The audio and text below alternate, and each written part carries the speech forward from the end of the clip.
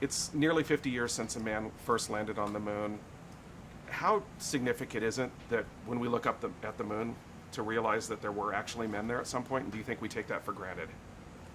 I think, I think it's this incredible thing that's still hard to fathom. You know, I have a hard time fathoming it.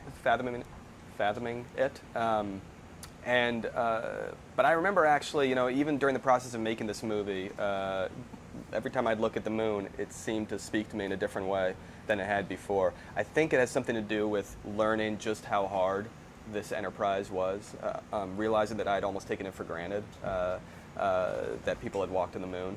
But to actually look at the period in history where people turned a fantasy into reality. It's a fantasy that humanity had had for millennia. But at this crucial moment in history, a group of people decided to turn that fantasy into reality. And it was incredibly dangerous and difficult and came with a whole host of doubts and uncertainties and sacrifices and loss. But it happened. And I think it's just an incredibly inspiring story. What inspires you personally about Neil and Janet Armstrong? Just how much they went through together. You know, they were this couple that had a lot in common, but also in many cases it was almost as though they were forged by various ordeals that they went through. I mean, I had no idea before I started researching this movie that Neil had lost a daughter. Neil and Janet had lost their daughter right before Neil joined the astronaut program. Or that so many of their closest friends were some of the people who perished along the road to the moon, fellow astronauts.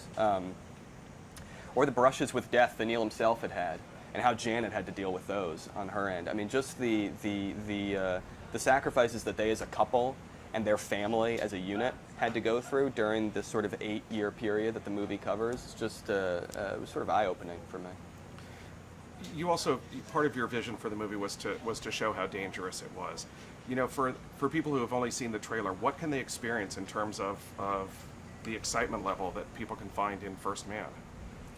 Well, I think, you know, we wanted it to feel almost like virtual reality in space. You know, we wanted it to feel like you are there in the capsule, you're seeing what Neil sees, you're hearing what he hears, you are being launched into space, you are walking on the moon. We tried to approach everything as immersively as possible. With sound, with imagery, IMAX photography on the moon, just really put the audience in the shoes of Neil Armstrong.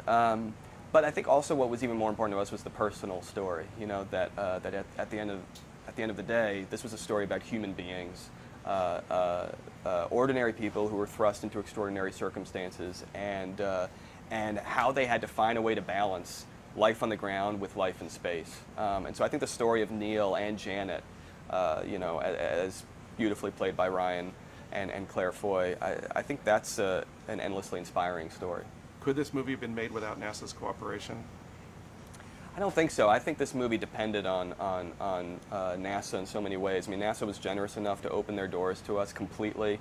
The actors spent a ton of time sort of in training and meetings at NASA, both in Houston and here on the Cape. We were able to shoot here on the Cape for a bit.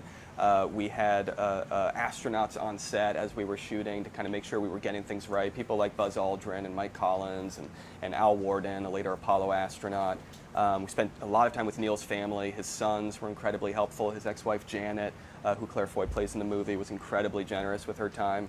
We just had an immense support system. I think people really cared about any movie about Neil Armstrong being accurate, being authentic. They wanted us to get this right, so they wanted to make sure that, you know, they gave us the resources to do that, and it was tremendously helpful.